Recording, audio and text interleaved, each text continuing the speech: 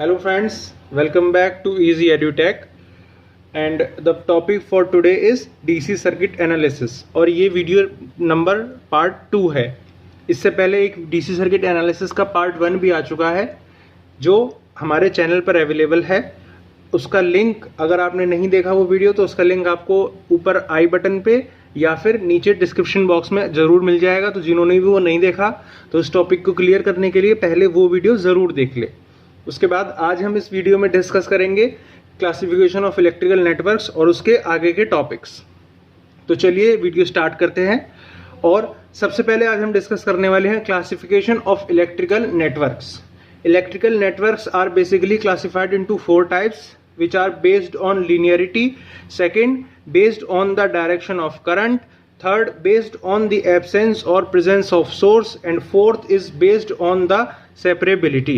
सबसे पहले हम डिस्कस कर लेते हैं classification based on linearity. Based on linearity, networks are classified into 2 types, linear and non-linear network. What is a linear network? A circuit or a network whose parameters such as resistance, capacitance, inductance, etc. remains constant irrespective of change in time, voltage, temperature, etc. is called an linear network. The circuit containing only resistor, capacitor and inductor are called linear circuit.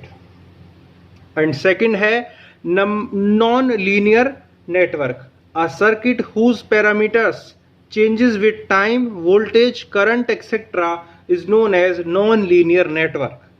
The non-linear network circuit consists of the elements such as diode, transistor, etc. Next हम discuss करेंगे classification based on the direction of current. Based on the direction of current, network are classified into 2 types, bilateral and unilateral. तो पहले हम discuss करेंगे bilateral network. These are the networks whose characteristics or response do not depends on the direction of current. A circuit containing only resistance is a good example of bilateral network. और हम unilateral की बात करें तो these are networks whose characteristics or response depends on the direction of current. A circuit containing diode is a good example of unilateral network as it allows current to flow only in one direction. अब हम discuss करेंगे classification based on absence और presence of source. Source कोई भी source हो सकता है, voltage या current source.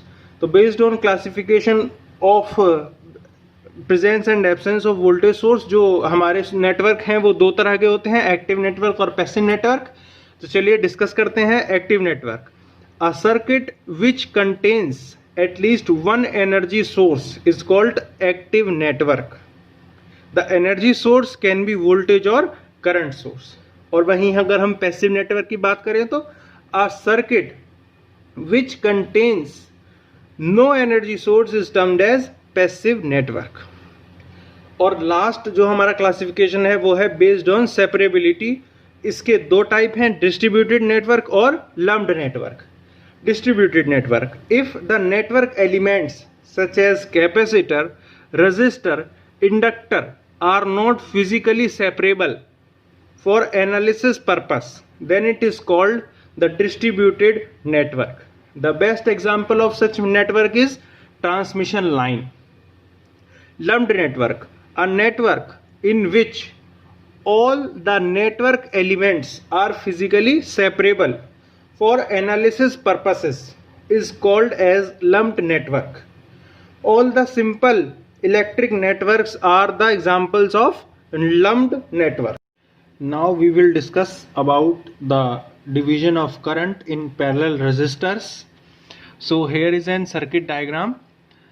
We have connected 2 resistors R1 and R2 और ये हमारा एक वोल्टेज सोर्स है जिसको हमने नाम दिया है V. और करंट I यहाँ से ट्रेवल करता है और पॉइंट A पे जाके I1 और I2 में डिवाइड हो जाता है. तो A is a point where current division takes place. और जब हम जानते हैं कि जब भी 2 रेजिस्टर हमारे पैरेलली कनेक्टेड होते हैं तो हम उसको टोटल रेजिस्टेंस कैसे निकालते हैं. तो उसका फॉर्मूला होता है 1/RT is equal to 1/R1 plus 1/R2 plus 1/R3 and so on. और इस केस में हमारे पास सिर्फ दो रजिस्टर्स हैं R1 एंड R2। सो जो टोटल रेजिस्टेंस होगा वो हम कैसे निकालेंगे कि 1/RT is equal to 1/R1 plus 1/R2। और अब जब हम 1/R1 और 1/R2 में LCM लेंगे तो क्या आएगा, नीचे आ जाएगा हमारा R1 R2 और ऊपर जब हम क्रॉस मल्टीप्लाई करेंगे तो आ जाएगा R2 प्लस R1। ये हो गया हमारा 1/RT का वैल्यू। पर हमें वैल्यू चाहिए RT का, तो RT इज इक्वल टू, और इसको भी हम रिवर्स कर देंगे तो R1 by R2 upon R2 plus R1। ये हो गया हमारा value of RT, that is total resistance connected in parallel. Now according to Ohm's law, according to Ohm's law we know that V is equal to IR, voltage is equal to current into resistance। और इस case में हम लिख सकते हैं IR को I1 R1, V is equal to IR I1 R1 which is further equal to I2 R2। और V is equal to IR से हम क्या लिख सकते हैं, I is equal to V by R, और R हमारा क्या है RT, तो V by RT।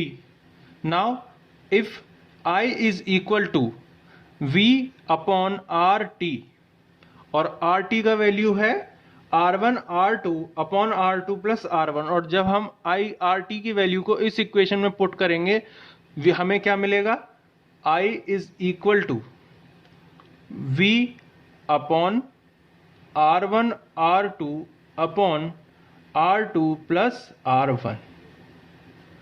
और इस सिचुएशन में हम हमारा R1 R2 प्लस R1 जो है वो ऊपर चला जाएगा, तो ये बन जाएगा I is equal to V upon R2 R1 into R2 plus R1। ये हमारा वैल्यू आ गया I का। और V का वैल्यू इस केस में जब हम R1 रजिस्टर के थ्रू हम निकाल रहे हैं करंट, तो फिर हमारा जो V की वैल्यू है उसे हम रिप्लेस कर देंगे I1 R1 से। Here putting the value of V is equal to I1 R1 in this equation, we will get I is equal to I1 R1 multiply by R2 plus R1 upon R2 R1। Now R1 से R1 cancel out हो गया और हमारी value क्या मिल गई, I is equal to I1 R2 plus R1 upon R2। और हम बात करें अगर रजिस्टर R2 के लिए, तो और सपोज उससे पहले हम निकाल लेते हैं I1 का वैल्यू। तो I1 का वैल्यू कैसे आया, I1 is equal to R2 इधर मल्टीप्लाई में चला गया तो I R2 upon R2 plus R1, R1 plus R2 लिख देंगे इसको। तो ये हो गया हमारा current across the resistor R1, तो हमारी I1 की वैल्यू आ गई। सिमिलरली हम अगर इस जगह पर इस इक्वेशन में V की जगह I2 R2 रख देंगे तो हम R2 से R2 कैंसिल कर देंगे और हमें I2 का वैल्यू मिल जाएगा, I2 will be equal to I upon R1 which is upon R1 plus R2, और ये हमारा वैल्यू हो जाएगा current across the resistor R2। तो ये है हमारा explanation of the current division across the parallel resistors। Now we will study about the division of voltage among the series connected resistors।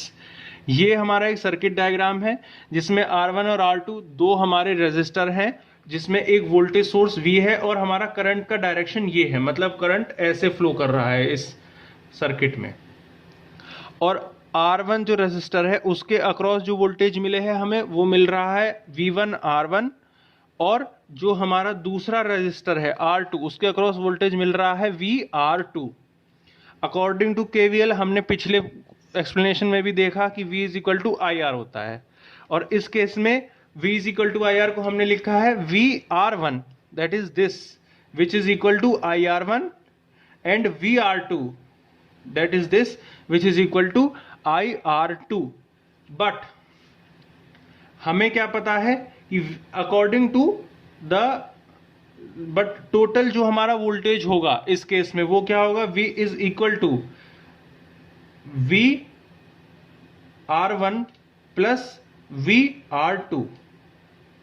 जो टोटल वोल्टेज, मैं इसको दोबारा लिख देता हूं, V is equal to VR1 plus VR2. Total voltage जो हमारा होगा इस सर्किट में वो होगा V is equal to VR1 plus VR2. और VR1 की वैल्यू है IR1 और VR2 की वैल्यू है IR2. तो अब हम इस इक्वेशन में जो है VR1 और VR2 की वैल्यू पुट कर देंगे यहां से. तो V will be equal to IR1 plus IR2 और यहां से हम I को कॉमन ले लेंगे तो V बन जाएगा हमारा, V will be equal to I common ले लिया R1 plus R2. Now according to Ohm's law, Ohm's law सबसे ज्यादा इंपॉर्टेंट चीज है हमारा इस कॉन्सेप्ट को समझने के लिए. तो according to Ohm's law V is equal to IR and I is equal to V by R.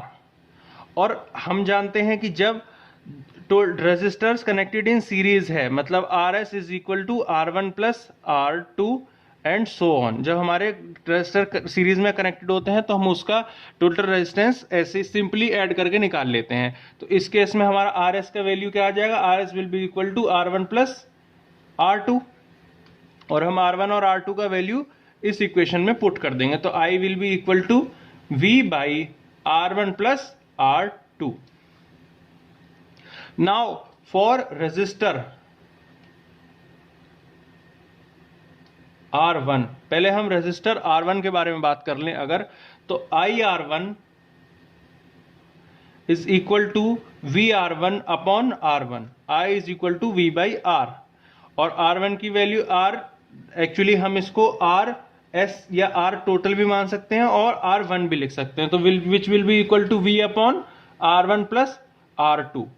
और यहां पर जब हम टोटल हम वैल्यू निकालेंगे VR1 का, तो VR1 का वैल्यू कितना आएगा, VR1 will be equal to, इन दोनों को हम इक्वेट कर देंगे अगर, वो हो जाएगा VR1 इज इक्वल टू, ये सिर्फ ये हमारा V ही रहेगा, ये VR नहीं है. तो VR1 is equal to VR1 upon R1 plus R2. हमने इन दोनों इक्वेशन को इक्वेट कर दिया और हमने VR1 का वैल्यू निकाला तो हमने R1 को इधर मल्टीप्लाई कर दिया. Now let us talk about for resistor R2. Resistor R2 के लिए हम लिखेंगे IR2 is equal to VR2 by R2 which is further equal to V upon R1 plus R2. Right. और अब हम जब इन दोनों इक्वेशन को इक्वेट कर देंगे, इनको इक्वेट कर देंगे तो हमारी वैल्यू VR2 की वैल्यू आ जाएगी VR2, क्योंकि ये इधर मल्टीप्लाई हो गया, अपॉन इसको मल्टीप्लाई का साइन लगा देंगे R1 प्लस R2. तो voltage across the resistor R1 वो हमारा आया ये जो इसके अक्रॉस है, और जो वोल्टेज अक्रॉस रेजिस्टर R2 है वो हमारा इसके अक्रॉस है, वो आया है ये. यहां पर हमारा division of voltage and division of current का कॉन्सेप्ट खत्म हो गया.